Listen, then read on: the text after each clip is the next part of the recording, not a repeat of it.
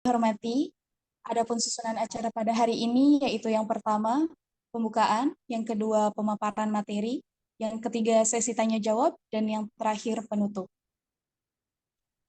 Baiklah hadirin yang kami hormati, memasuki acara yang pertama yaitu pembukaan. Marilah kita buka acara ini dengan membaca basmalah bersama-sama. Bismillahirrahmanirrahim. Semoga dengan bacaan basmalah tadi acara ini bisa berjalan dengan lancar dan kegiatan yang kita lakukan pada hari ini bisa memberikan manfaat yang besar bagi kita semua. Amin. Sebelum saya memulai acara ini, saya ingin mengucapkan selamat datang kepada Bapak, Ibu, serta teman-teman semua. Senang sekali saya Cindy, moderator pada hari ini, kembali menyambut Bapak, Ibu, serta teman-teman semua. Bagaimana kabarnya? Semoga sehat dan bahagia selalu ya. Amin. Mari kita sama-sama bersyukur karena di tengah segala aktivitas kita masih diberikan kesehatan, rezeki dan kesempatan-kesempatan baik untuk terus meningkatkan diri dan berproduktivitas. Pada hari ini kembali lagi dengan saya dalam acara Bincang Pajak. Bincang Pajak kali ini akan membahas terkait SPT tahunan orang pribadi.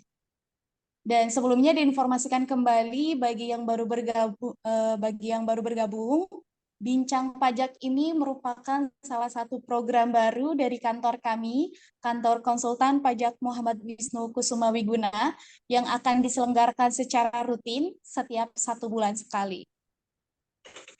Nah, tentunya Bapak, Ibu, dan teman-teman sekalian sudah tidak asing lagi ketika mendengar kalimat SPT tahunan orang pribadi, yang dimana SPT tahunan orang pribadi ini merupakan laporan pajak tahunan yang digunakan oleh wajib pajak orang pribadi untuk melaporkan pendapatan yang diperoleh dalam 1 tahun pajak. Untuk lebih jelas dan lengkapnya, akan dibahas oleh narasumber yang telah hadir bersama kita pada pagi hari ini. Beliau merupakan seorang pimpinan kantor konsultan pajak lulusan S1 Akuntansi dan pendidikan profesi akuntansi di Universitas Jenderal Sudirman. Dan saat ini beliau sedang menjalankan S2 Akuntansi di Universitas Jenderal Sudirman. Selain itu, beliau juga sudah mengikuti beberapa sertifikasi, di antaranya ada CAP, CTA, ACTA, CAAT, BKP, dan BPKRI. Hadirin sekalian, sudah hadir bersama kita pembicara pada pagi hari ini, Bapak Muhammad Wisnu Kusuma Wiguna, selaku pimpinan Kantor Konsultan Pajak Muhammad Wisnu Kusuma Wiguna. Selamat pagi Bapak, apa kabar? Selamat pagi, selamat pagi. Alhamdulillah kabar baik. Gimana? Cindy baik ya? Alhamdulillah baik Pak. Alhamdulillah, ya. Lanjut, lanjut. Bagaimana nih Pak perasaan Bapak ketika akhirnya Bincang Pajak bisa kembali hadir untuk memberikan informasi terkait perpajakan yang kedua kalinya pada hari ini? Ya, ini merupakan suatu yang tadi sudah dikatakan oleh Cindy ya, di mana kita ini mau mencoba rutin untuk berbagi sedikit ilmu yang kami miliki, sharing-sharing bersama dengan Bapak Ibu semua yang hadir untuk bisa kita belajar bersama untuk kita bisa saling meningkatkan ilmu masing-masing seperti itu. Jadi saya rasa kalau misalkan ada yang gratis, kenapa harus kita perbayarkan ya? Maka dari itu kita coba akan berusaha terus kantor konsultan pajak Muhammad Wisnu ini akan coba terus membuat bincang pajak secara gratis, secara daring, yang dimana nanti bisa dinikmati oleh Bapak Ibu semuanya. Ya, seperti itu paling. Terima kasih Pak. Izin kembali ke audiens ya Pak ya. Baiklah, pembicara kita sudah hadir bersama kita semua. Untuk sesi pertama, beliau akan menyampaikan materinya, dilanjutkan dengan sesi tanya jawab.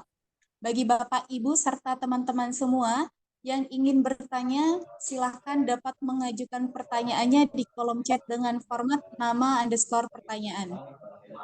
Baik, siapkan fokus terbaiknya. Kita sambut pembicara kita yang luar biasa, Bapak Muhammad Wisnu Kusuma Wiguna. Pada Bapak, saya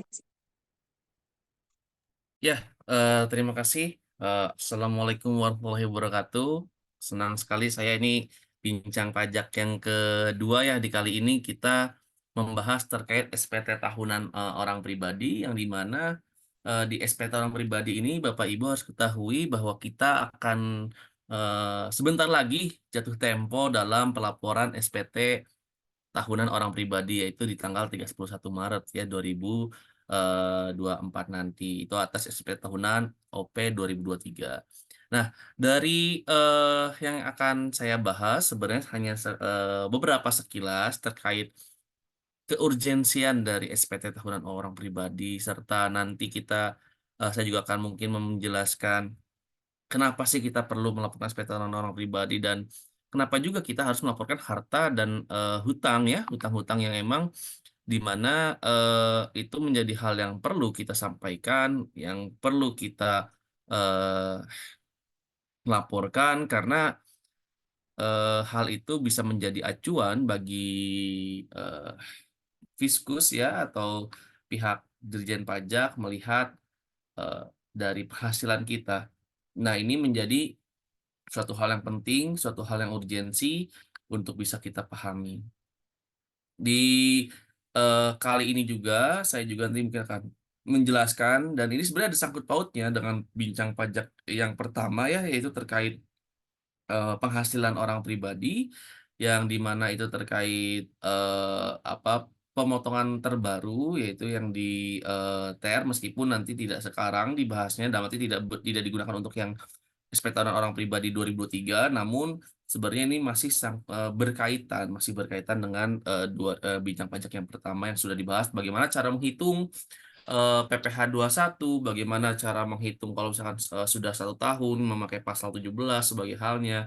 Nah, dari nanti yang kemarin bincang pajak kita sudah bahas terkait dari sisi badannya, nah kita ini sekarang dari sisi orang pribadinya, yaitu yang dimana ketika orang pribadi ya ketika orang pribadi bekerja atau mendapat penghasilan dari badan ya dari perusahaan maka silahkan Bapak Ibu semua minta mintakan apa namanya bukti potongnya ya bukti potongnya untuk Bapak Ibu bisa melaporkan menjadi bukti agar bisa melaporkan SPT tahunan orang pribadi Bapak Ibu yaitu terkait penghasilan. Karena apa? Karena bukti potong ini menjadi salah satu apa namanya salah satu bukti bahwa Bapak Ibu sudah membayarkan, membayarkan sudah dipotong oleh perusahaan. Itu jika Bapak Ibu hanya mendapatkan dari satu pemberi kerja ya sebagai karyawan. Namun jika Bapak Ibu mendapatkan lebih dari satu pemberi kerja ya, maka nanti akan ada perhitungan ulang Bapak Ibu ya, akan ada perhitungan ulang yang di SP tahunannya. Ya, maka dari itu jika lebih dari satu pemberi kerja yang di mana setiap pemberi kerjanya Bapak Ibu dipotong PPh satu terkena PPh satu maka di akhir tahun, jika lebih dari satu pemberi kerja, maka dipastikan Bapak Ibu akan ada kurang bayar yang harus dibayarkan. Ya. Terlebih lagi jikalau Bapak Ibu memiliki usaha nih atau pekerjaan bebas, ya, itu malah malah dipastikan Bapak Ibu pasti akan ada kurang bayar kecuali penghasilan yang Bapak Ibu dapatkan, ya. Selain dari pemberi kerja ini adalah final. Apa itu final? Maka pajak itu tidak perlu lagi diperhitungkan kembali di akhir tahun. Hanya kita cukup melaporkan penghasilan namun tidak ada pembayaran. Karena apa? Karena final. Sudah tidak ada lagi yang perlu dibayarkan. Contohnya apa? Contohnya misalkan ya Bapak Ibu menyewakan ruko ya Bapak Ibu menyewakan tempat ya itu merupakan objek dari PPh Pasal 4 Ayat 2 yaitu atas sewa dan atau bangunan yang dimana sifatnya adalah final ya. Nah, itu semua merupakan pajak merupakan penghasilan yang tidak perlu lagi Bapak Ibu khawatirkan di akhir tahun apakah akan dibayarkan apa enggak. Cuman ini semua berlaku jika Bapak Ibu sudah dipotong oleh pihak yang yang sebagai si penyewa ya. Maka dari itu harus dipastikan jika Bapak Ibu menyewakan kepada perusahaan ya, baik perusahaan BUMN, baik swasta, ya Bapak Ibu wajib meminta bukti potongnya. Ya, jadi wajib minta bukti potongnya. Lalu bagaimana jika saya seorang pribadi menyewakan pada orang pribadi, ya itu maka sebagai pemotongnya adalah pihak yang sebagai yang pemilik pemilik tanahnya atau pemilik bangunannya itulah yang harus dipotongkan ya. Seperti itu, saya izin tadi awal ya membuka terlebih dahulu untuk nanti Bapak Ibu bisa mengikuti sedikit dari yang saya akan sampaikan karena kebetulan saya harus ini Bapak Ibu tidak seperti kemarin ya. Kalau kemarin saya sampai jam 12 teng ya sampai azan. Kalau sekarang kemungkinan sampai jam 11 ya 11 kurang karena saya harus ke Kalimantan Selatan ke Banjarmasin ada saya harus terbang ke sana di hari ini jadi izin saya hanya sampai nanti sebelum jam 11 ya nanti saya akan persingkat materinya atau nanti akan dipersingkat lebih dipercepat lah. Saya izin share screen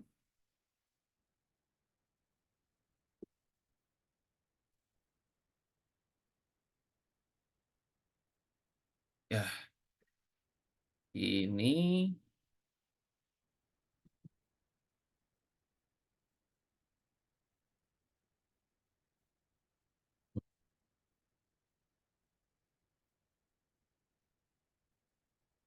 udah kelihatan ya Cindy? Sudah Pak, sudah kelihatan. Oke. Ya, hari ini kita akan bahas SPT orang pribadi. Ya, yang sudah dijelaskan. Maka kita bahas seperti biasa, kita harus tahu dasar hukumnya apa. Nah, gitu ya. Kita harus paham dasar hukumnya apa. Gitu. Dasar hukum dari eh, pajak penghasilan yaitu balik lagi kita melihat pada tahun 1983 ada munculnya atau terbitnya Undang-Undang Nomor 7 Tahun 1983 yang diubah dengan Undang-Undang Nomor 36 Tahun 2008 sebagaimana telah diubah terakhir ya dengan Undang-Undang Nomor 7 Tahun 2021 tentang harmonisasi perpajakan atau UHPP. Yang dimana kita ketahui bahwa dari HPP ini ya Undang-Undang Harmonisasi Perpajakan ini HPP ini bukan harga pokok penjualan ya Bapak Ibu ya. Jadi jangan jangan nanti ini harga pokok penjualan nih bukan ini bukan terkait akuntansi namun terkait perpajakan. Jadi terkait harmonisasi eh, peraturan perpajakan yang dimana di HPP ini banyak tidak hanya PPh dalamnya ada PPN dan sebagainya halnya ya.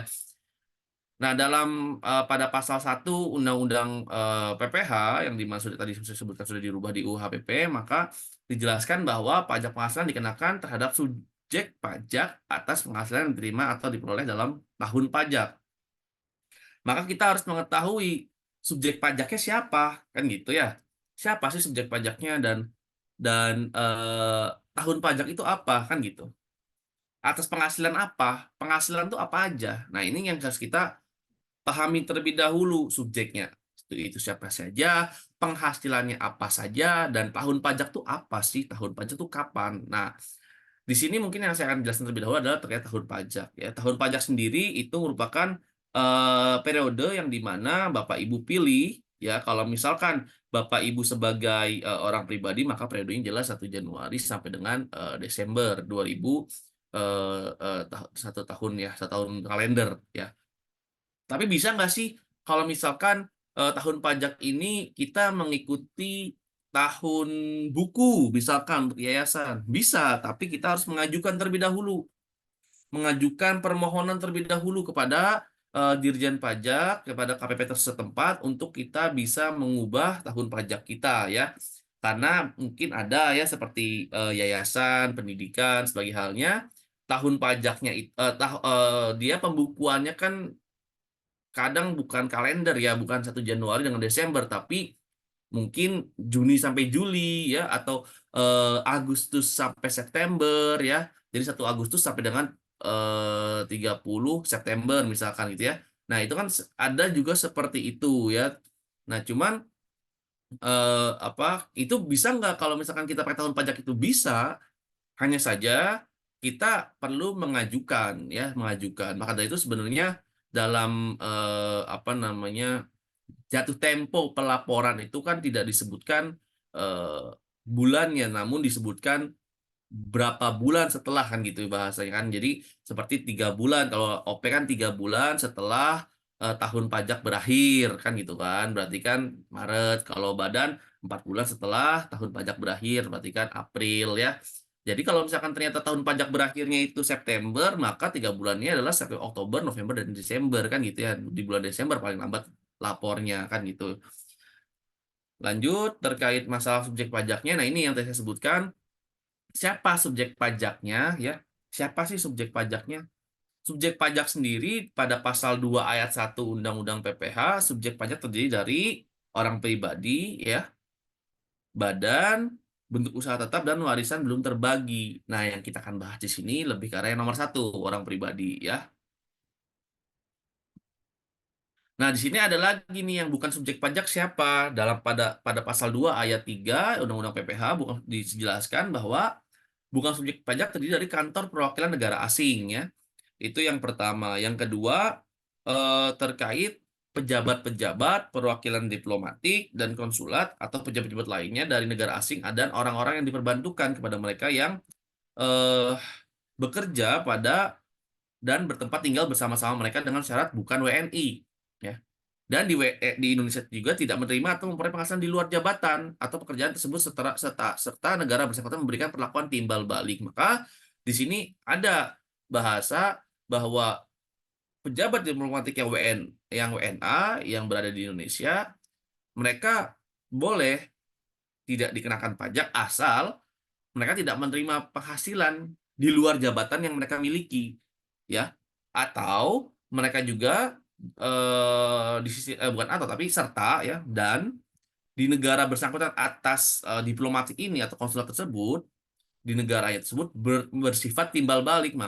Ketika Indonesia diplomatik Indonesia perwakilan Indonesia di negara misalkan Singapura, yaitu timbal balik, maka kami pun juga tidak dikenakan di Singapura seperti itu, di luar tidak di luar jabatan yang diterima. Secara yang ketiga, ada namanya organisasi internasional dengan syarat Indonesia menjadi anggota organisasi tersebut, tidak menjalankan usaha atau kegiatan lain untuk memperoleh penghasilan dari Indonesia selain memberikan pinjaman kepada pemerintah yang dananya berasal dari iuran para anggota. Itu juga bukan merupakan objek pajak ya. Eh, dan yang D itu terkait pejabat-pejabat perwakilan organisasi internasional sebagaimana dimaksud huruf C dengan syarat bukan WNI dan tidak menjalankan usaha, kegiatan atau pekerjaan lain untuk memperoleh penghasilan di Indonesia. Nah, di sini adalah bukan objek pajaknya yang tadi penghasilannya apa ya, gitu kan. Penghasilan apa aja sih kan di sekitar kita tadi saya mempertanyakannya. Gitu. Maka kita bisa lihat pada pasal selanjutnya, pasal 4 ayat 1 Undang-Undang PPH, objek pajak itu terdiri dari berbagai macam, yaitu ada imbalan hubungan dan pekerjaan ya, maka dari situ imbalan dan hubungan pekerjaan itu adalah sebuah apa? Adalah sebuah gaji, sebuah bonus, tunjangan ya, sebuah fasilitas ya yang dalam bentuk lain selain nilai uang ya, seperti mungkin kita mendapatkan kenikmatan, eh, dapat mobil mungkin atau fasilitas lain, apa kita main golf, dapat kita setiap bulan dapat golf, dapat bisa bermain golf dari kantor, atau kita bisa berkuda gitu ya. Kalau itu kan sebuah kenikmatan ya, tapi tidak tidak dalam bentuk uang ya, dalam tidak bentuk uang. Nah, itu merupakan imbalan juga sebagai halnya gitu ya, imbalan dari kita kan di dalam itu ada seperti itu, ada natura ya, kenikmatan sebagai halnya. Nah, terus yang B apa? Ada hadiah ya, ada hadiah. Yang C adalah laba usaha, keuntungan ya, keuntungan dari perusahaan ya. Yang D adalah keuntungan atas pengalihan harta. Keuntungan pengalihan harta itu apa? Saat kita menjual, pasti ada keuntungannya ya. Nah, itu menjadi objek. Kalau rugi gimana ya, nggak perlu. Nah, gitu ya. Kalau rugi nggak perlu. Contoh, kalau rugi itu apa contohnya? Contoh, kalau rugi itu kalau untuk orang pribadi yang tidak menjala, tidak ada usaha ya, tidak dalam pembukuan, tapi hanya pencatatan. Kita beli mobil misalkan 200 juta, kita jual 100 juta karena sudah lama mungkin tahunnya ya. Nah, karena kita merupakan orang pribadi yang dimana kita hanya karyawan misalkan, kita tidak menjalankan penyusutan di situ ya, tidak ada yang jalan penyusutan, maka atas penjual mobil itu tidak ada keuntungannya karena kan kita rugi jelasnya ya. Cuman kalau misalkan kita memakai pembukuan, akan terlihat pembukuan itu di situ dari aset sendiri pasti kita susutkan atas aset perusahaannya. Nah, keuntungan dari mana? Dari nilai, contoh misalnya kita beli harga 200, karena kita susutkan laporan apa dari asetnya, sisa nilai asetnya, sisa nilai bukunya itu adalah 150 dari 200 itu ya. Ternyata kita laku jual 160, maka keuntungannya 10 juta itu itulah menjadi keuntungan atas pengelolaan harta. Meskipun secara nilai perolehan di bawah, hanya saja kan ada penyusutan ya. Penyusutan ini kan adalah pemakaian dari harta harta yang ada hubungannya dengan usaha kita, yang dimana mendapatkan nilai value, nilai tambah ya, bisa mendapatkan nilai tambah dalam usaha kita ya. Itulah merupakan aset. Selanjutnya di yang bagian E ada penerimaan kembali pajak yang telah dibebankan sebagai biaya ya. Di sini di selanjutnya ada bunga ya, sini bisa bunga itu terdiri dari bunga bank ya, bunga bank contoh misalnya kita dapat bunga bunga bunga tabungan ya, bunga deposito ya, atau bunga pinjaman, kita mendapatkan bunga pinjam, kita menghutangkan ya, kita menghutangkan pada seseorang atau badan, kita bungakan, maka atas bunga tersebut merupakan objek pajak ya. Ada royalti ya, atau bagi hasil ya, itu merupakan hmm, objek pajak juga. Sewa, baik sewa harta, harta itu bisa menjadi harta bangunan atau tadi yang Susu sebutkan ya, ada harta bangunan dan tanah, bisa juga harta lainnya selain bangunan dan tanah, apa, mobil, kendaraan ya, kendaraan motor, mobil ya, sepeda ya, atau mungkin sewa aset lainnya seperti apa yang sering kita Bapak Ibu mungkin ketahui di perusahaan apa, ada misalkan apa namanya, mesin fotokopi ya, mesin fotokopi itu ada kan yang biasa perusahaan menyewa mesin fotokopi, kita sewa sebagai perusahaan ya, karena dilihat dari nilainya lebih baik kita sewa dibanding kita beli misalkan ya, karena perawatan sebagai halnya. Terus ada eh, keuntungan dan pembebasan utang ya, ada laba kurs ya, dari konversi ya. Terus penilaian kembali aktiva ya, ini jasa penilai biasanya dari kita perusahaan atau yang mungkin yang kita punya usaha, saat kita memiliki tanah yang dimana kita beli misalnya 10 tahun lalu, tanah itu atau bangunan itu, maka ketika kita nilai, ketika kita di tahun sekarang ya, terus, maka harganya lebih naik. Nah, bagaimana kita bisa memastikan bahwa harga itu sesuai dengan harga pasar yang sekarang, bukan harga perolehan tahun lalu, itu kita bisa melihat dari menggunakan jasa penilai ya, atau KJPP, kantor jasa penilai publik. Nah, itu kita bisa menilai, melakukan penilaian kembali atas aktivanya. Maka ketika ada keuntungan, ada kenaikan dari harta itu, maka kenaikan itulah menjadi keuntungan, menjadi objek pajak atas penghasilan ya. Misalnya ada premi asuransi dan ada lagi tambahan kekayaan neto yang berasal dari penghasilan ya.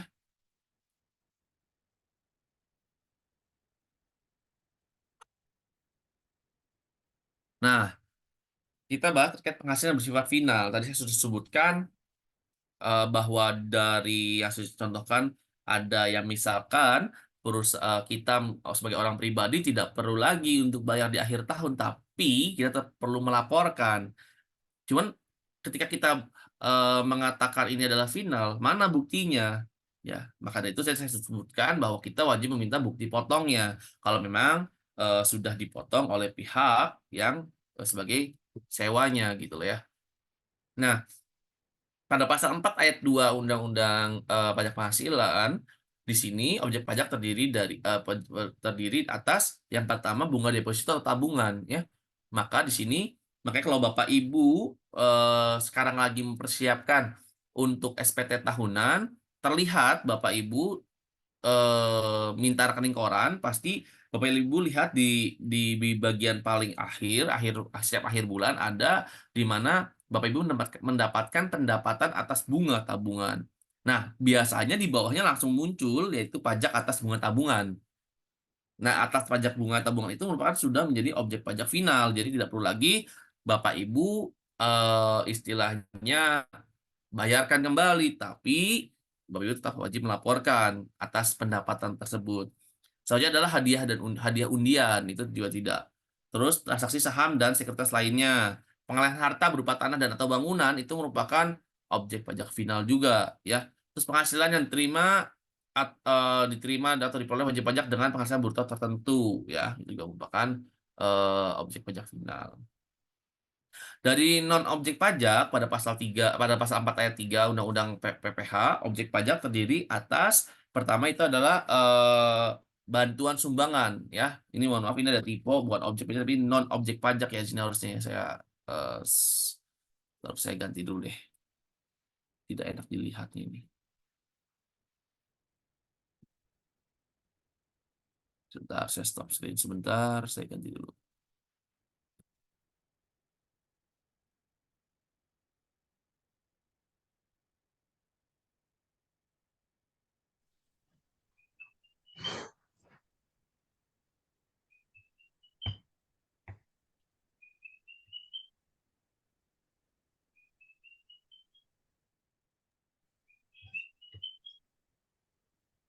Ya, sudah terlihat ya. Nah, ini pada pasal 4 ayat 3 di sini dijelaskan, ya, bahwa di sini terlihat bahwa di sini ada non objek pajak terdiri atas apa? Atas bantuan dan atau sumbangan. Itu merupakan non objek pajak, ya. Hibah dari keluarga saudara dalam satu garis keturunan lurus 1 derajat, ya. Ingat, di sini 1 garis keturunan lurus 1 derajat. Maka jika dari orang tua memberikan kepada anaknya, ya, itu merupakan suatu hal yang bukan objek pajak, ya, bukan objek pajak. Begitu juga dengan anak memberikan kepada orang tua, ya. Di sini namun ada catatan kecil yang saya berikan, untuk hibah ini itu yang tidak ada hubungannya dengan usaha, ya. Yang ini harus diperlihatkan baik-baik, Bapak Ibu, harus diperhatikan baik-baik terkait hibah itu apakah ada hubungan dengan usaha apa tidak. Nah, jika anak memberikan kepada kakeknya itu bukan objek pajak. Begitu juga dengan orang tua memberikan kepada cucunya, ya, itu merupakan objek pajak. Selanjutnya adalah waris. Warisan merupakan bukan objek pajak. Pembayaran dari perusahaan asuransi karena kecelakaan, ya, sakit, meninggal dunia, dan pembayaran besok juga bukan objek pajak, ya. Dividen, dividen di sini ada yang bukan non objek pajak, yaitu apa? Yaitu atas dividen pada perusahaan badan, itu juga bukan non objek pajak, ya. Terus beasiswa juga bukan non objek pajak.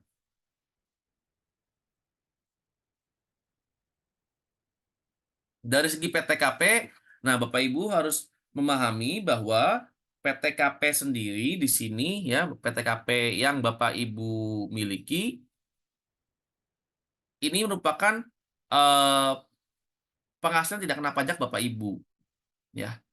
Di sini saya sudah tuliskan aja ada WP, WP itu wajib pajak tidak kawin, ya. WP itu wajib pajak, dan ada WP kawin. Di sini Bapak Ibu eh, masuk ke kategori mana, kan gitu, ya. Nah, kategori Bapak Ibu bisa terlihat itu dari status, ya. Kode ini merupakan status Bapak Ibu sekarang, ya.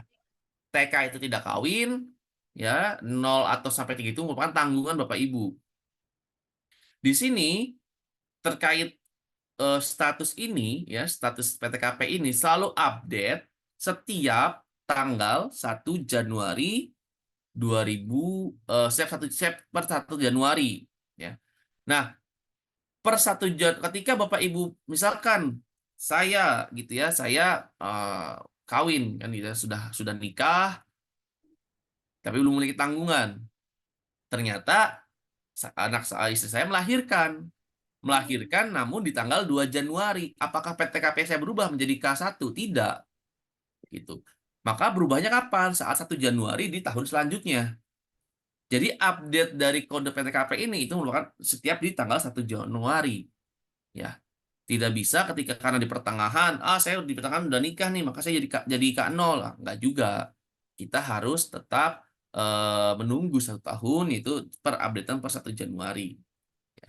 Dan di sini tanggungan kita dari pajak dibatasi 3 saja. Maka ketika tanggungan Bapak Ibu ada 4, ada 5, maka tetap diakui adalah senilai 3, ya. Tetap sebesar 3 tanggungan. Nah, ini merupakan tarif PPh pasal 17 yang terbaru ya Bapak Ibu ya. Semenjak ada Undang-Undang HPP, maka rentang penghasilan, range penghasilannya itu berubah ya. PKP-nya penghasilan kena pajak itu berubah. Yang awal pada Undang-Undang PPh sebelumnya dari 0 itu sampai dengan 50 juta. Namun sekarang 0 sampai dengan 60 juta. Dan di undang-undang sebelumnya ya tentang penghasilan yang di paling bawah itu hanya sampai dengan 500 juta ke atas. Itu sampai dengan 30 ya 30%. Tapi di Undang-Undang HPP itu ditambah tarifnya ada 5 yaitu nambah masuk 35% itu dari 5 miliar ke atas ya. Jadi perubahannya di situ, perubahan di awal 0 sampai 60, maka dari bawahnya yang kedua, tarif ketiga dan keempat yang mengikuti ya, maka akan bertambah. Nah, dari yang terakhir yang 5 miliar ini itu kan tarif pajak baru yaitu sebenarnya 35%. Dari segi formulir, Bapak Ibu, untuk orang pribadi itu ada 3. Ini mohon maaf tipe lagi. Ada 3 ya. Apa saja? Yang pertama itu ada 1770 ya. Ini merupakan formulir yang digunakan untuk orang pribadi yang memiliki penghasilan dari kegiatan usaha atau pekerjaan bebas. Ya. Jadi, jika Bapak Ibu memiliki penghasilan dari kegiatan usaha atau memiliki usaha atau pekerjaan bebas seperti apa? Pekerjaan itu seperti misalkan notaris, ya, dokter, ya, konsultan pajak, ya, akuntan itu merupakan pekerjaan bebas, ya. Nah, itu memiliki penghasilan dari situ maka menggunakan kodenya ada 1770. Jika Bapak Ibu memiliki lebih dari satu pemberi kerja atau memiliki penghasilan di atas 60 juta per tahun, maka menggunakan 170S. Nah, kalau Bapak Ibu hanya mendapatkan hanya mendapatkan dari satu pemberi kerja dan penghasilan kurang dari 60 juta, maka 1770SS. Ya, di sini terdapat perbedaan-perbedaannya. Ya, perbedaan-perbedaannya apa? Kalau di 170 ya Bapak Ibu akan diminta untuk memilih menggunakan pencatatan atau pembukuan. Jika Bapak Ibu sudah menggunakan pembukuan, maka Bapak Ibu harus mencantumkan laporan keuangan. Laporan keuangannya itu apa? Minimal neraca ataupun laba rugi.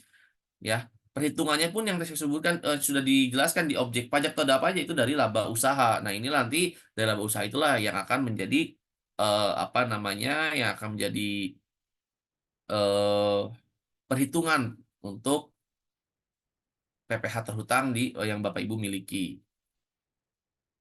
Nah, di sini ada status ya. Untuk status sendiri itu ada 2, yaitu ada NPWP gabung ya dengan suami, itu misalnya adalah kakak.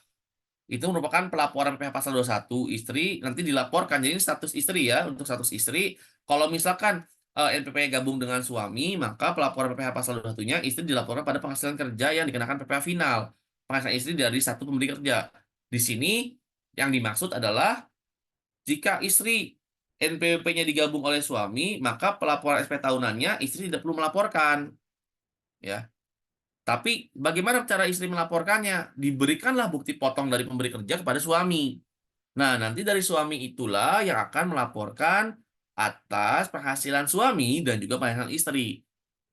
Namun di sini ada catatan bahwa penghasilan istri itu hanya dari satu pemberi kerja. Jika satu pemberi kerja maka disifatnya adalah PPh final. Tapi jika lebih dari satu pemberi kerja maka akan dihitung kembali dengan suami ya, dengan nilai suaminya. Begitu juga dengan di nomor 2 itu ada juga NPWP terpisah dengan suami. Di sini untuk para istri itu bisa ada 3, yaitu ada suami istri telah hidup berpisah berdasarkan putusan hakim, yaitu mohon maaf bisa bercerai sebagai halnya. Yang kedua itu suami istri dalam perkawinannya memiliki perjanjian pisah harta ya, jadi sebelum saat perkawinan memiliki perjanjian pisah harta ke notar sebagai halnya, atau yang terakhir istri menghendaki kewajiban perpajakan terpisah dari suami ya. Nah, yang untuk C ini biasanya tidak disadari oleh Bapak Ibu bahwa ketika suami memiliki NPWP dan istri memiliki NPWP sendiri, maka yang berbeda ya, berbeda nomornya ya. Maka di sini yang dimaksud maka akan muncul adalah istri yang menghendaki kewajiban perpajakan terpisah dari suami karena memiliki NPWP sendiri. Jika istri tidak menghendaki tersebut, maka atas NPWP atas nama istri itu harus segera digabungkan dengan suami gitu ya. Di sini juga yang saya harus sampaikan bahwa untuk khusus para wanita, para istri yang sudah menikah, ya, status PTKP-nya kalau kita kembali lagi ke PTKP, ya, status PTKP-nya adalah TK 0, ya, untuk wanita yang sudah menikah, ya. Kenapa? Karena tanggungan tanggungannya itu berada pada suami. Maka meskipun istri sudah menikah, dia akan tetap mendapatkan fasilitas pengurangnya, penghasilan tidak kena pajaknya adalah TK 0 sebesar 54 juta ya. Bisa nggak berubah Pak misalkan Mas terkait kodenya menjadi K1 misalkan karena saya sudah kawin dan anak satu bisa. Namun dalam kondisi yang dimana suami yang sudah tidak bekerja ya dalam kondisi di mana ada surat dari pihak yang berwenang mungkin kecamatan atau kelurahan kecamatan yang menegaskan bahwa kepala rumah tangga atau suami sudah tidak bekerja sebagai halnya dan diajukan pada Direktorat Jenderal Pajak ya atau KPP itu bisa ya atau bisa nggak atau saya sudah bercerai kan gitu kan tapi hak asuh anak ada di saya sebagai wanita nih gitu anak saya ada dua maka saya pilihnya apa adalah TK 0 TK 2 gitu karena posisi saya sudah bercerai dan juga hak asuh ada di saya namun jika hak asuhnya ada di pihak mantan suami ya maka kita tetap TK 0 seperti itu ya. Nah, di sini ada hak dan kewajiban ya yang bersifat yang menggunakan prinsip self assessment dari segi pajaknya apa itu yaitu dengan kesadaran diri sendiri atau dari kita sendiri yang melaporkan atau yang berkehendak gitu dan dengan sadar apa hak kita kita memiliki hak untuk melakukan pendaftaran ya daftar jadi kita ketika awal kita harus mendaftarkan terlebih dahulu ya. Daftar apa? Ya daftar NPWP. Yang kedua ada hitung. Kita menghitung pajaknya itu sendiri. Ya, kita memiliki hak juga untuk membayar dan juga melaporkan. Ya, maka jika kita eh, jika karena kita menggunakan self assessment, maka ada sebuah pengawasan dari Fiskus ya. Dari Fiskus melakukan pengawasan, ada melakukan pemeriksaan, keberatan dan banding atau penagihan. Ini semua dilakukan karena dari prinsipnya dari prinsip perpajakannya yang digunakan adalah self assessment. Maka perlunya ada sebuah pengawasan apakah betul perhitungannya, apakah betul hanya mendapatkan ini penghasilannya. Apakah betul yang dilaporkan sudah sesuai dengan apa yang terjadi? Seperti itu. Pemeriksaan pun perlu dilakukan jika memang ada sebuah resiko atau kecurigaan di dalamnya. Kita bisa juga dilakukan keberatan dan banding ataupun penagihan atas apa yang eh, di, di istilahnya dilakukan oleh wajib pajak jika ada kekurangan ataupun ada yang perlu dibayarkan. Ya. Nah, mendaftarkan diri, pendaftaran dari wajib pajak ya itu bisa dilakukan eh, untuk mendapatkan NPWP dapat dilakukan melalui online ataupun offline ya. Untuk online sendiri dapat mengajukan atau mengunjungi ini mau saya mengunjungi maksudnya alamat web itu di Irek Pajak. Nanti dari Bapak Ibu bisa langsung masuk di situ untuk eh mengisi identitas Bapak Ibu, baik disiapkan dulu seperti NIK ya, disiapkan. Nanti silahkan diisi dari segi nama ya, nama Bapak Ibu baik sesuai dengan KTP, terus alamat sesuai KTP sebagai halnya ya. Itu mungkin tidak butuh waktu lama, mungkin Bapak Ibu ngetik mungkin 30 menit atau kurang dari 30 menit lah. Itu NPWP Bapak Ibu akan segera terbit di email. Kalau Bapak Ibu butuh kartunya, silahkan datang ke KPP. Atau bisa juga dibuat secara offline, dapat datang langsung ke KPP atau KP2KP yang wilayahnya meliputi tempat tinggal wajib pajak sesuai dengan KTP.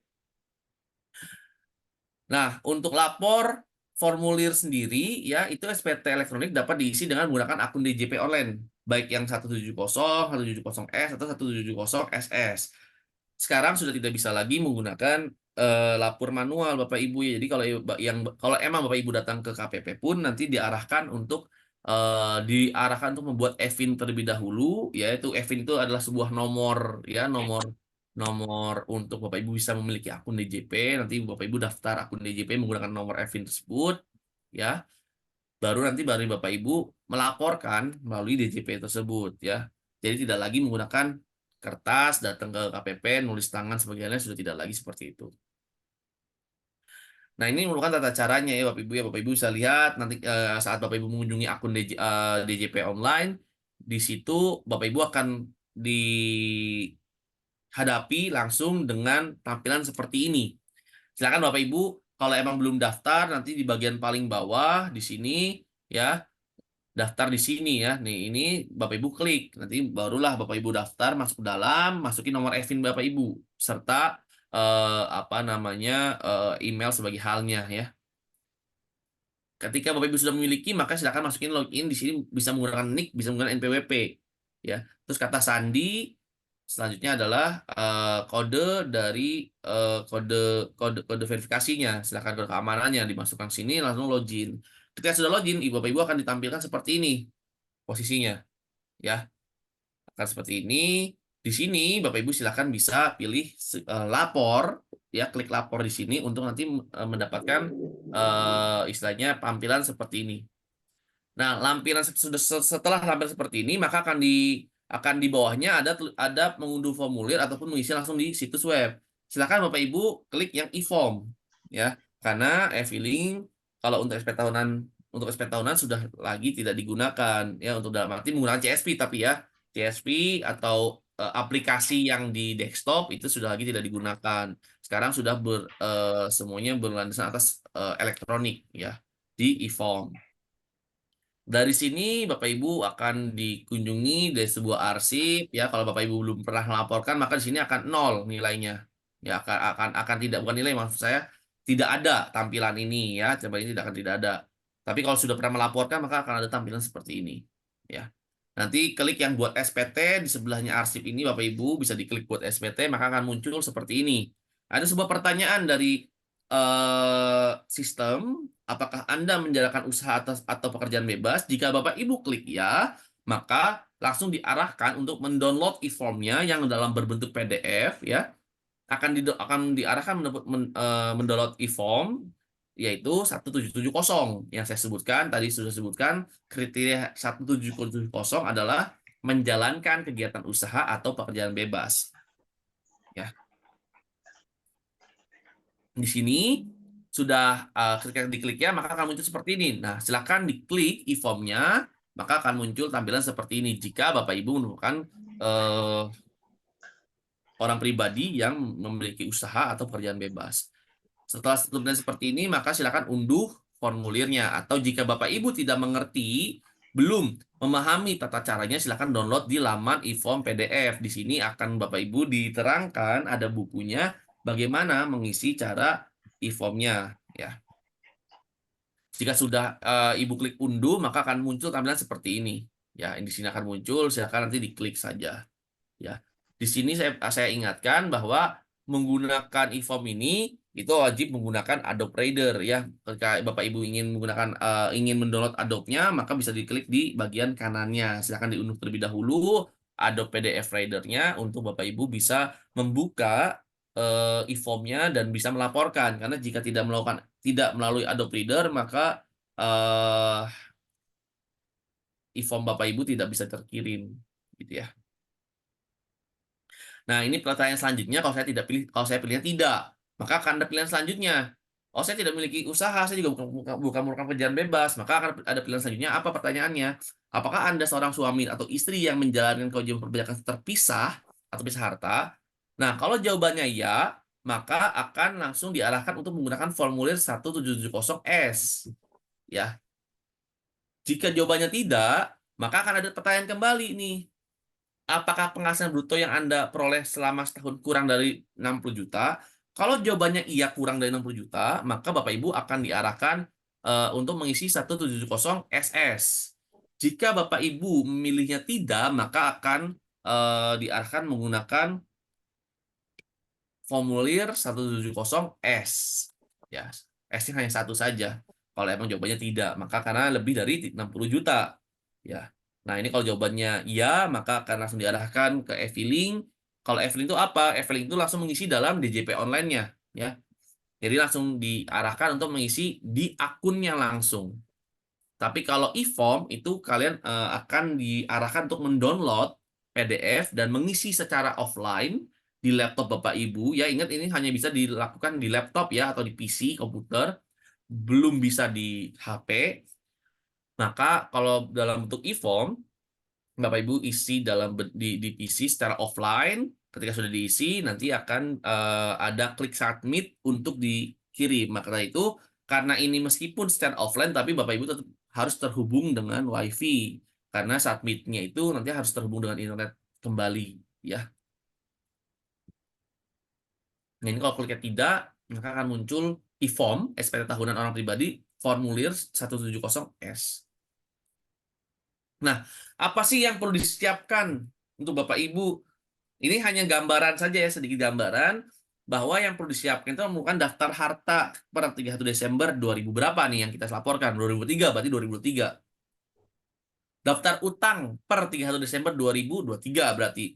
Maksudnya apa sih kok per 31 Desember? Ya, maksudnya adalah harta yang masih tersisa sampai dengan 31 Desember. Kalau misalkan saya beli HP Mas, atau saya beli mobil Mas. Saya beli mobil di bulan Januari 2023. Tapi saya di bulan Februari saya jual. Saya perlu catat nggak saya beli harta itu? Nggak perlu. Namun perlu catat penghasilannya nggak? Perlu. Ya, penghasilannya tetap perlu dicatat. Tapi untuk daftar hartanya tidak. Karena hartanya sudah tidak kalian miliki. Jadi di sini yang masuk per 31 Desember itu adalah harta yang kalian miliki sampai dengan 31 Desember. Begitu juga utang, ya. Daftar utang ini merupakan utang yang tersisa sampai 31 Desember. Maka jangan sampai ketika Bapak Ibu menuliskan utang tahun 2002, Bapak Ibu pinjam uang, pinjam ke bank 2022 200 juta dan Ibu tetap nulis di 31 Desember 2023-nya nilainya ada 200 juta. Jangan, tapi nilainya adalah senilai sisanya Bapak Ibu miliki. Gitu ya. Kalau emang sisanya tinggal 50 ya 50 tulisnya gitu loh. Jangan tetap 200 juta. Gitu. Meskipun dalam realitanya Bapak Ibu pinjamnya 200 juta. Cuman kan di sini yang dilihat adalah bukan pinjamnya berapa, tapi sisanya berapa, sudah dibayarkan berapa, kan gitu. Nah, lalu ada bukti potong dari pemberi kerja periode Januari sampai dengan 31 Desember jika tahun pajaknya merupakan tahun kalender. Di sini apa bukti potong yang Bapak Ibu dapat minta? Yaitu PPh 21 atas pekerjaan Bapak Ibu sebagai karyawan. Itu Bapak Ibu silakan diminta, seharusnya perusahaan sudah memiliki bukti potong PPh 21A1 ya namanya, itu di Desember seharusnya sudah memiliki, di Januari paling lambat pelaporan di Januari seharusnya sudah memiliki. Jadi kalau sekarang seharusnya kalau Bapak Ibu minta pasti ada ya, pasti ada. Jadi silakan Bapak Ibu minta untuk Bapak Ibu bisa menjadi lampiran untuk pelaporan SPT tahunan 2023. Seharusnya apalagi bukti potongnya? Mungkin ada lagi PPh 23 misalkan. 23 atas apa, kan 23 badan? Enggak, ada juga yang pribadi. Apa? Atas sewa harta selain tanah dan atau bangunan misalkan. Nah, itu juga kan merupakan objek pajak dari orang pribadi juga, bisa bisa orang pribadi juga untuk harta selain dari tanah dan atau bangunan. Terus PPh pasal 4 ayat 2 atas apa? Atas sewa. Sewa bangunan ya, sewa tanah, iya tadi tanah dan bangunan itu juga kan merupakan objek PPh pasal 4 ayat 2. Jadi bukti potong tersebutlah dimintakan kalau emang Bapak Ibu memiliki pekerjaan tersebut atau aset tersebut yang emang disewakan. Jika tidak ada, terus Bapak Ibu menuliskan nilai harta tersebut, tapi ternyata dalam realitanya Bapak Ibu tidak ada pembayaran, dari pihak pajak bisa mengkonfirmasi Bapak Ibu atau menanyakan kepada Bapak Ibu atau SP2DK kan. Apa itu SP2DK? Itu permintaan penjelasan dan atau keterangan terhadap apa yang Bapak Ibu laporkan. Sesuai nggak? Ternyata Bapak Ibu kan nulis di PPh final nih. Penghasilan final misalkan tulisnya di apa pelaporannya itu. Apa itu? Sewa misalkan 10 juta. Karena objeknya 10 juta itu merupakan dari objek tanah dan bangunan tarif 10%, maka dari 10 juta itu kan PPh-nya berarti 1 juta ya. Bapak Ibu tulis di situ 10 juta, PPh-nya 1 juta. Tapi dalam realitanya ternyata Bapak Ibu nggak dipotong. Bukti potongnya nggak ada dan nggak dipotong juga, maka dapat ditagihkan atas 1 juta tersebut ke siapa? Ke Bapak Ibu sebagai yang menyewakan gitu. Nah, di sini ada yang keempat apa? Siapkan laporan keuangan per 31 Desember 2023 kalau emang kita bahas 2023 nih. Minimal laporannya adalah laporan laba rugi dan neraca. Ya, meskipun kita ketahui laporan keuangan itu isinya ada laporan laba rugi, ada neraca, ada arus kas, ada laba perubahan ekuitas, ada CLK ya. Tapi di pajak ada minimal laporan laba rugi dan neraca. Jika memilih pembukuan, di sini disebutkan jika memilih pembukuan ya. Nah, selanjutnya ada apa? Ada daftar susun anggota keluarga yang saya sebutkan. Ini update per 1 Januari. Jadi update-nya selalu per 1 Januari susunan keluarga ini. Jadi daftar susunan keluarga ini untuk memastikan betul tidaknya PTKP yang Bapak Ibu miliki. Ya, keenam, ada penghasilan lainnya yang tidak terdapat bukti potong. Contoh apa yang mungkin Bapak Ibu tadi Bapak Ibu menyewakan kepada orang pribadi terkait sewa harta bangunan ya. Nah, itu kan merupakan penghasilan yang tidak ada bukti potongnya ya, karena kewajiban memotongnya dari pihak kan orang karena dia orang pribadi yang sewanya kewajiban kewajibannya ada di yang menyewakan kecuali orang pribadi tersebut setelah ditunjuk sebagai pihak pemotong ya.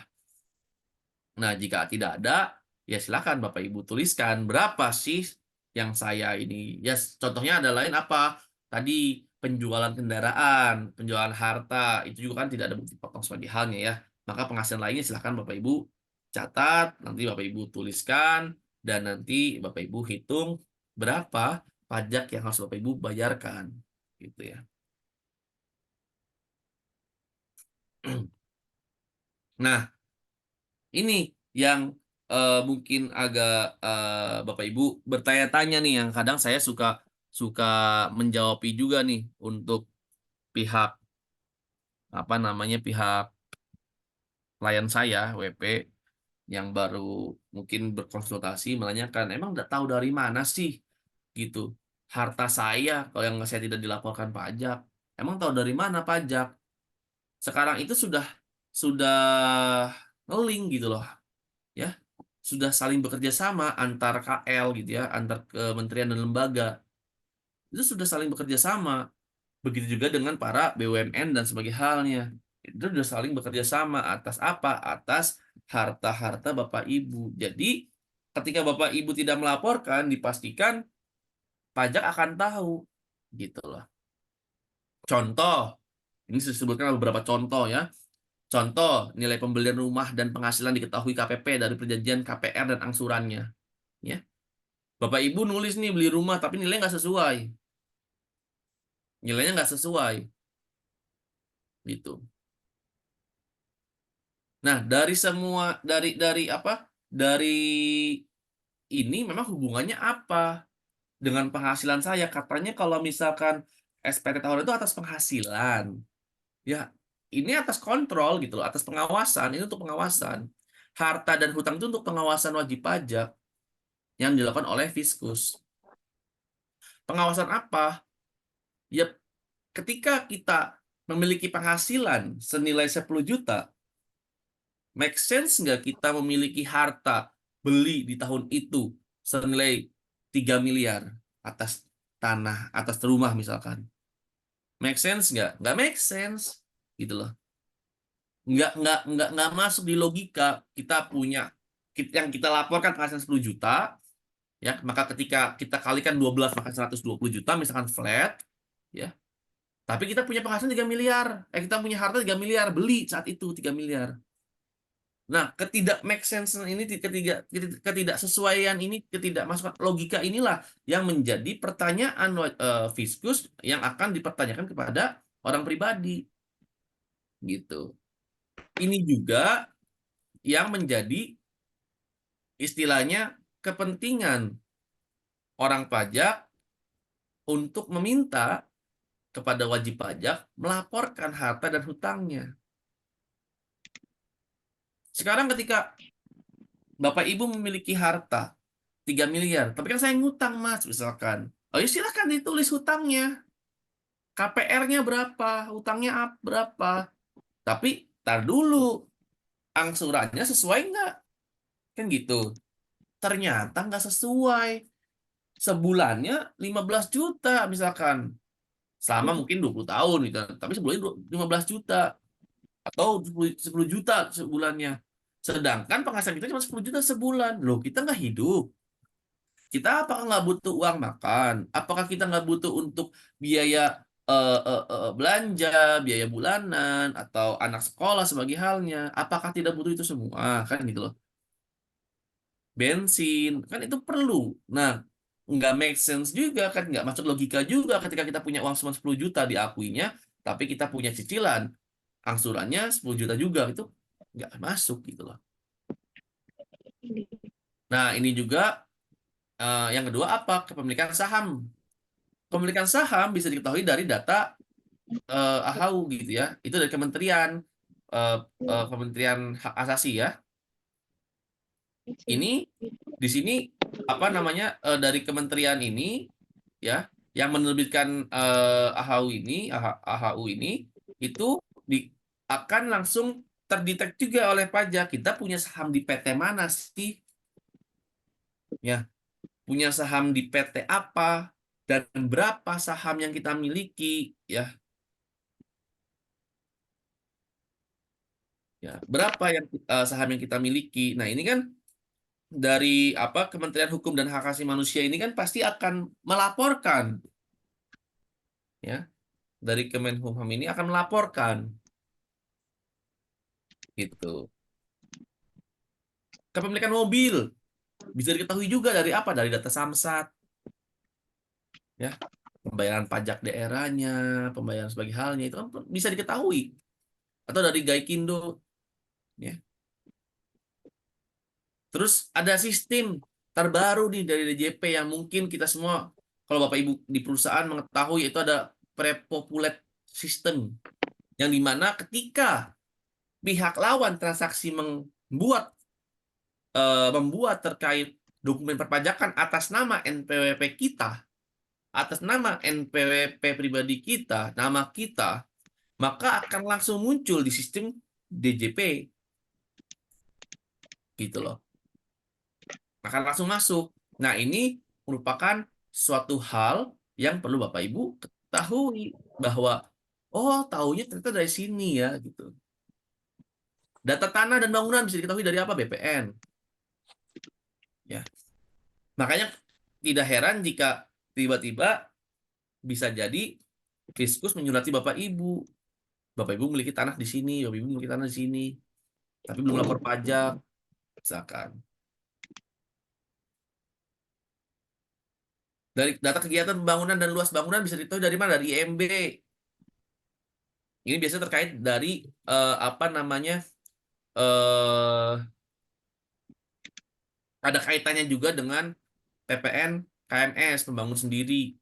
Ya, kegiatan membangun sendiri. Ini juga ada berkaitan juga terkait data kegiatan membangun dan luas bangunan. Ya.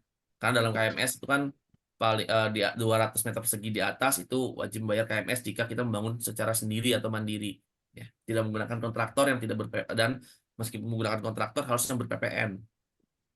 Agak nyeliwet dikit ya tadi. Nah, terkait yang kedua, yang selanjutnya ada nilai pembelian bisa diketahui dari faktur pajak yang diterbitkan lawan transaksi. Ya. Ini masih hubungannya dengan pre-pulet system, ya, pre-pulet system gitu ya. Masih ada hubungannya terkait nilai pembelian bisa diketahui dari faktur pajak yang diterbitkan lawan transaksi. Ketika lawan transaksi membuat faktur pajak dan menggunakan NPWP kita, maka akan langsung terdetek, ya. Saldo simpanan bisa diketahui dari bank atau koperasi simpanan pinjam, ya, saldo tabungan kita, ya, yang kita punya. Kita laporkan cuman 100 juta misalkan di tabungan kita, ada 3 rekening, ternyata aslinya kita punya 10 rekening, totalnya 3 miliar, bisa ketahuan, ya, bisa diketahui gitu. Data pemegang saham go public dari Bursa Efek Indonesia. Pembelian barang mewah dari luar negeri bisa diketahui dari VAT revenue ini kalau salah. Dan terakhir dari status di medsos. Ini yang sekarang kan sudah zamannya apa-apa update, ya. Apa-apa update sebagai halnya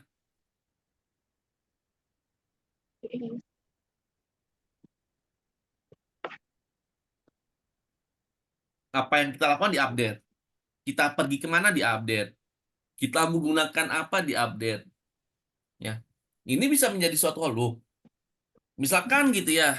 Misalkan kita suatu orang yang terkenal kan, kita sekarang tahu ya, banyaknya selebgram, banyaknya artis yang disurati pajak dikarenakan banyaknya endorsement, banyaknya updatean yang kita miliki gitu ya, yang mereka miliki itu disurati pajak bahwa, wow, dari keterangan ini sebagai halnya kalau kita lihat harusnya memiliki ini gitu ya.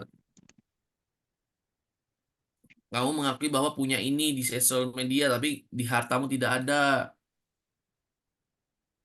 Nah, ini perlu penjelasan gitu loh. Ketika memang kalau sebagai selebgram itu hanya, oh, sebenarnya itu hanya acting atau itu hanya iklan, ya ini harus ada buktinya kan gitu ya. Gitu.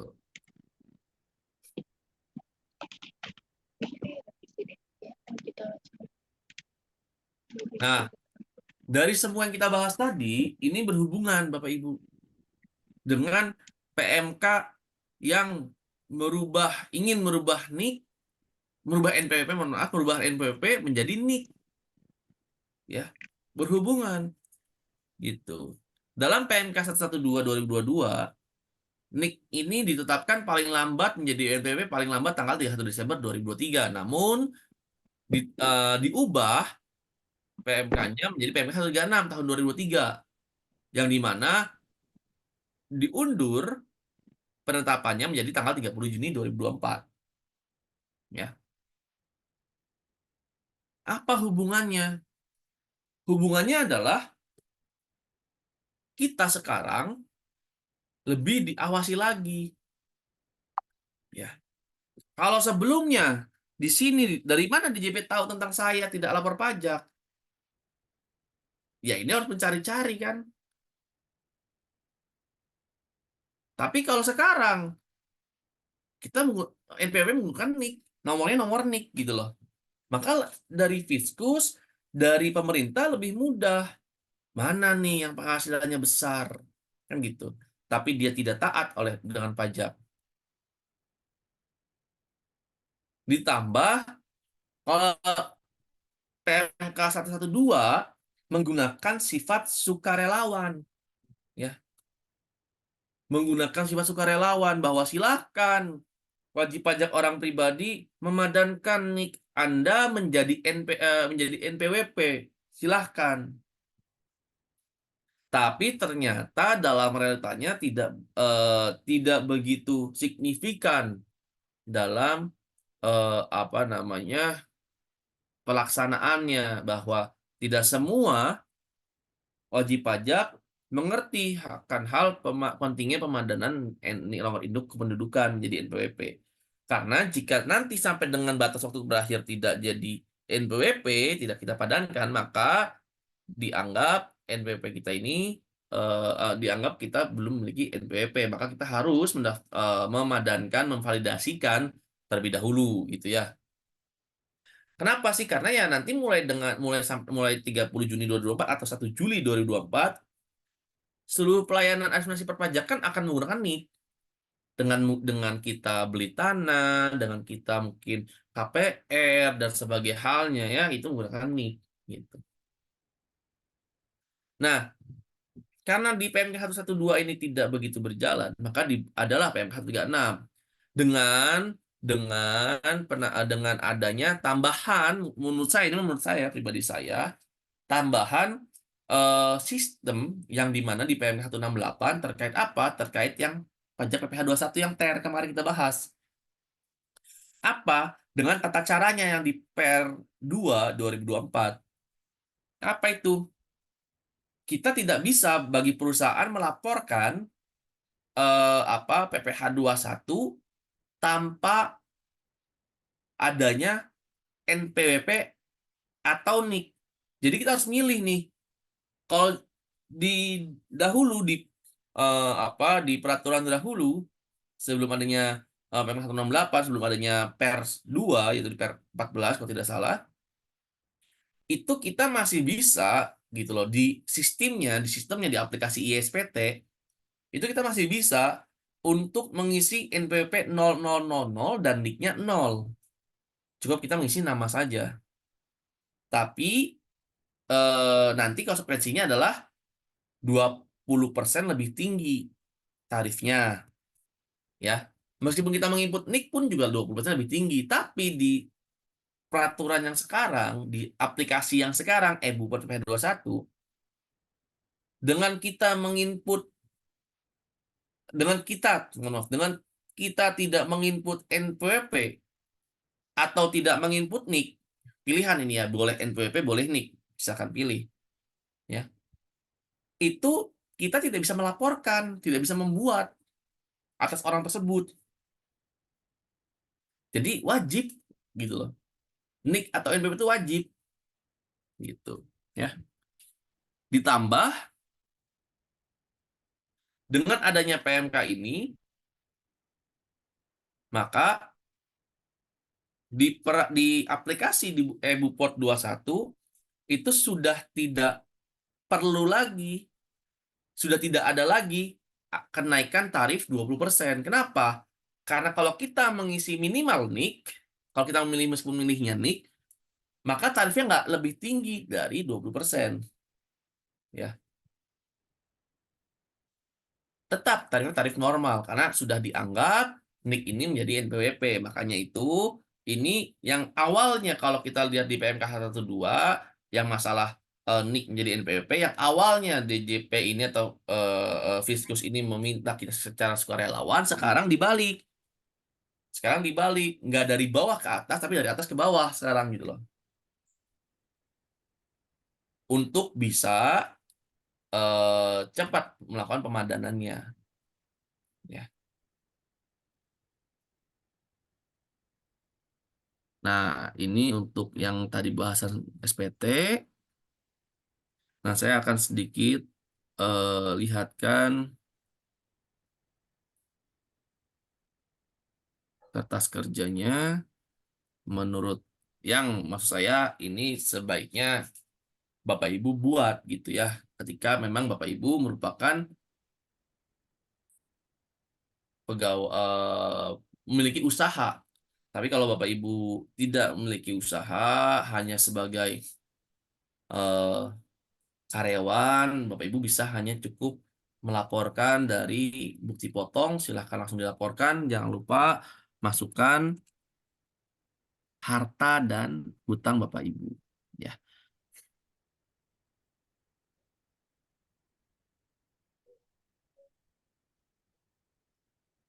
sebentar saya lagi cari dulu.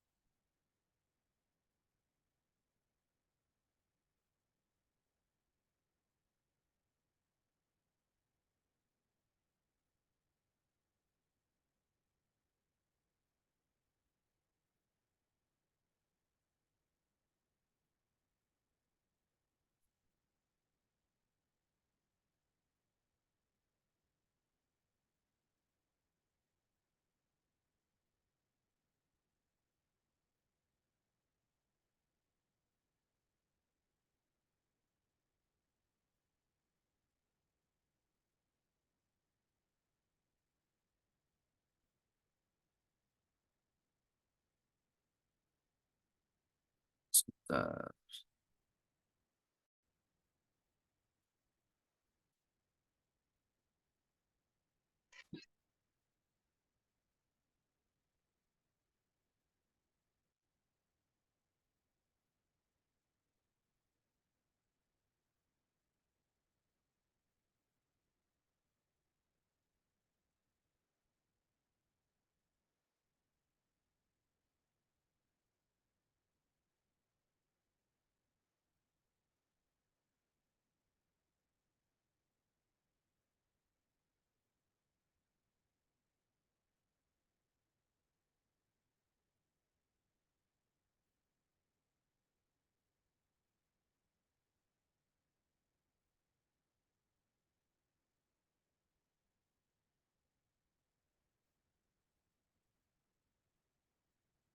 Ya, ini kertas kerja.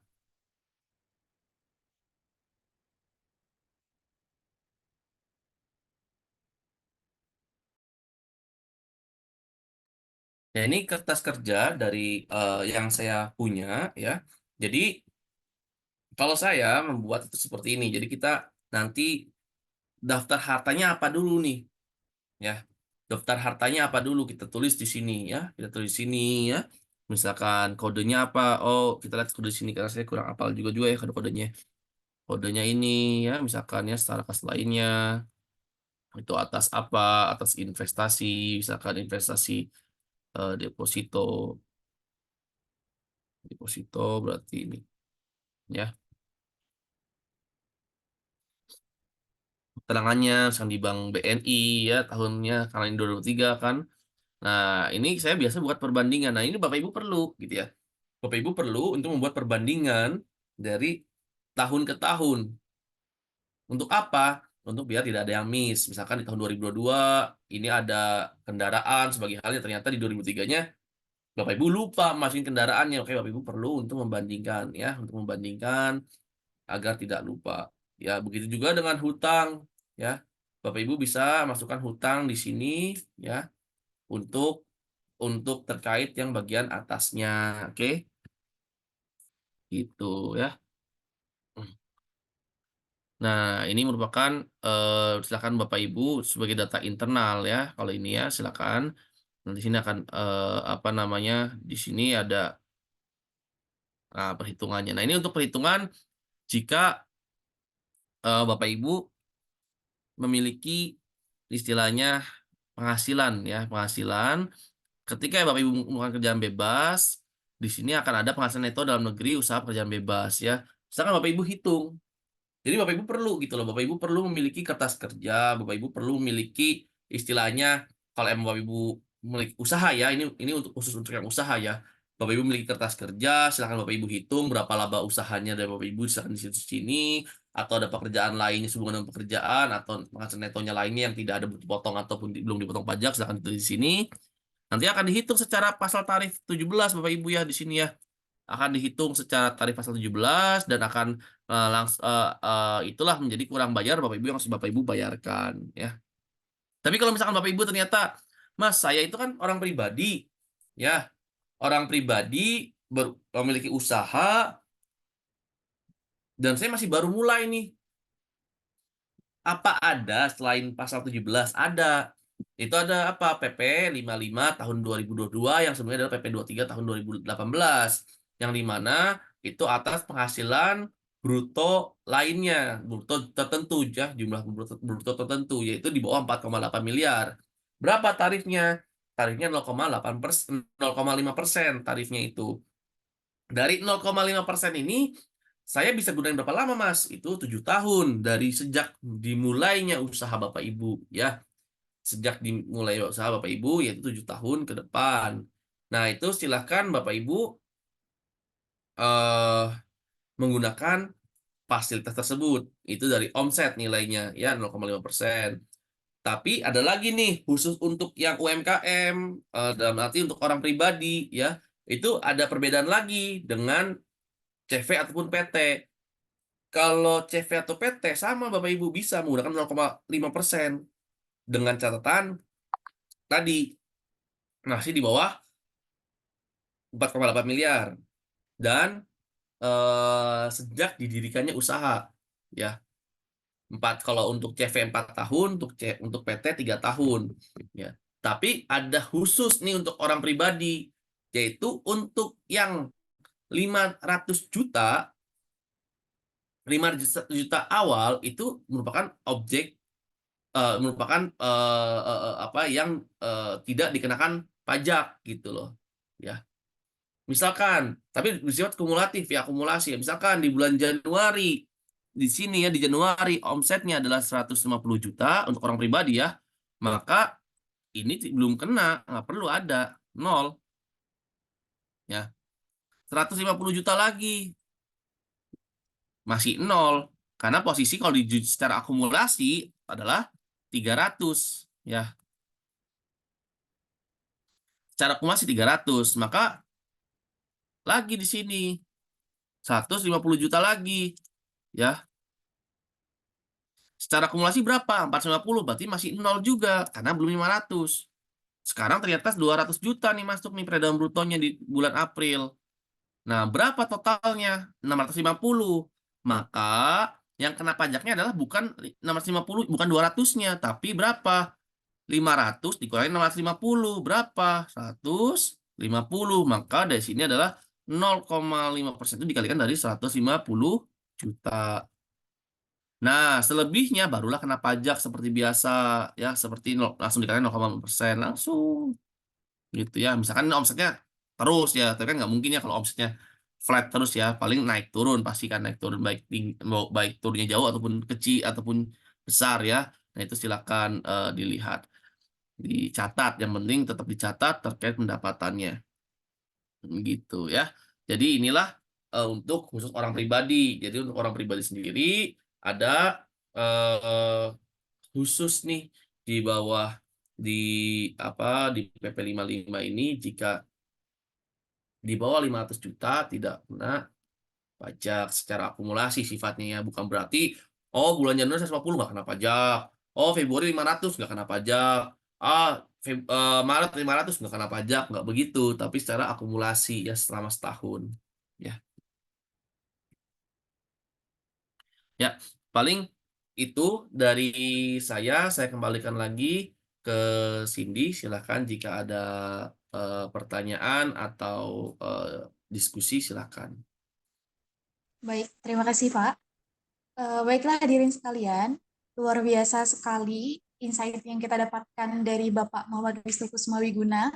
Berikutnya saya akan membuka kesempatan untuk Bapak, Ibu, dan teman-teman semua yang ingin bertanya. Silahkan tuliskan pertanyaannya di kolom chat dengan format nama underscore pertanyaan.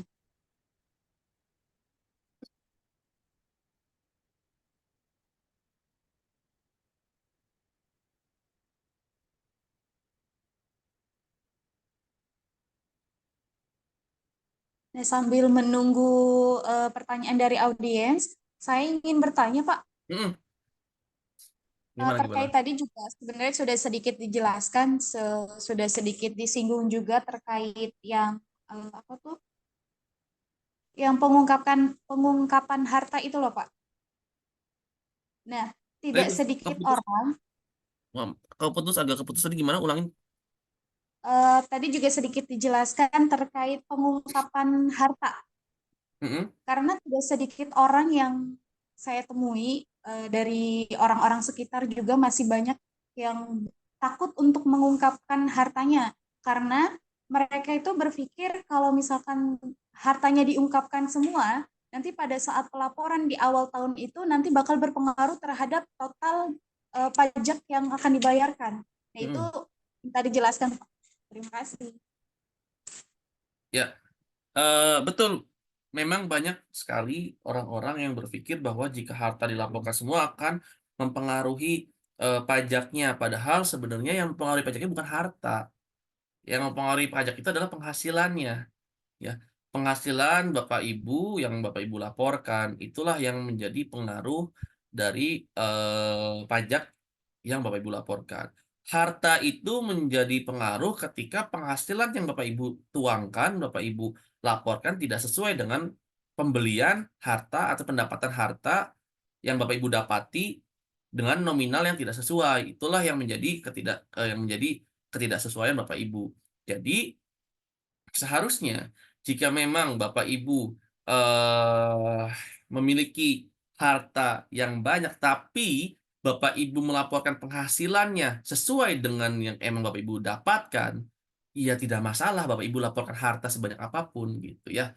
Malah jika Bapak Ibu tidak melaporkan harta yang Bapak Ibu miliki, maka tadi yang saya sebutkan bisa menjadi acuan bagi wajib pajak, mohon maaf, bagi Fiskus, bagi Dirjen Pajak untuk menyurati wajib pajaknya gitu ya. Menjadi acuan bahwa tadi saya bilang, kok bisa DJP itu tahu apa yang kita miliki? Ya bisa.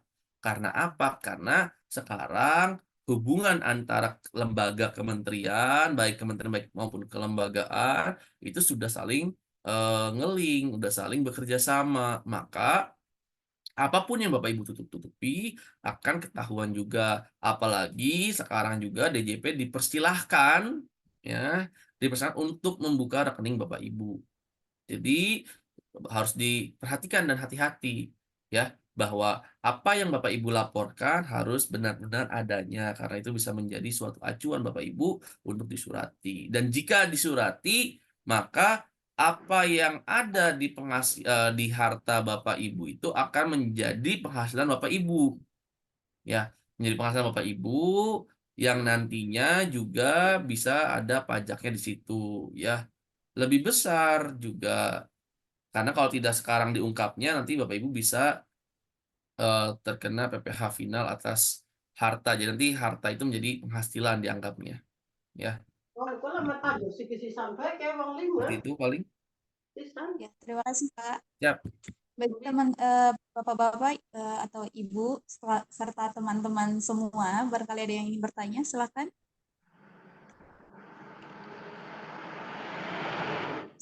Bisa langsung tuliskan di kolom chat saja.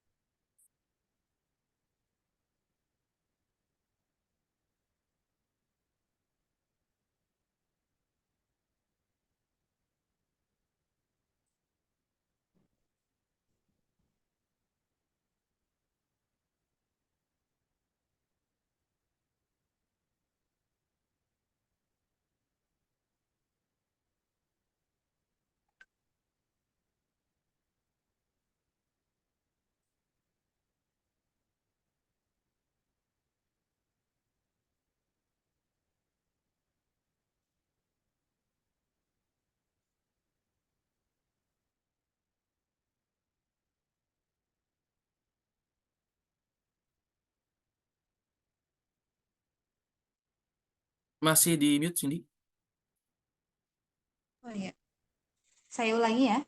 Karena tidak ada pertanyaan yang diajukan, mungkin pertemuan bincang pajak pada hari ini saya cukupkan. Terima kasih Bapak atas waktunya. Ya, ya, mohon maaf ya, saya tadi ngechat juga, soalnya saya buru-buru mau ke Kalsel, mau pergi nih, langsung langsung terbang soalnya. Ya, Ya, tidak apa-apa Pak. terima kasih. Baiklah, dan akhirnya kita telah selesai. Terima kasih, apresiasi setinggi-tingginya untuk pembicara kita yang telah berbagi ilmunya. Saya juga mengapresiasi Bapak, Ibu, serta teman-teman semua yang telah hadir dan menyimak dengan sangat antusias. Demikian serangkaian acara bincang pajak pada hari ini. Semoga bermanfaat bagi hadirin sekalian. Dan saya Dan acara yang terakhir yaitu penutup. Atas nama pembawa acara, saya Cindy, mengucapkan terima kasih dan mohon maaf sebesar-besarnya jika sekiranya ada salah kata maupun tindakan. Dan marilah kita tutup acara pada hari ini dengan bersama-sama mengucapkan hamdalah. Alhamdulillahirrabbilalamin. Billahi taufiq wal hidayah. Wassalamualaikum warahmatullahi wabarakatuh.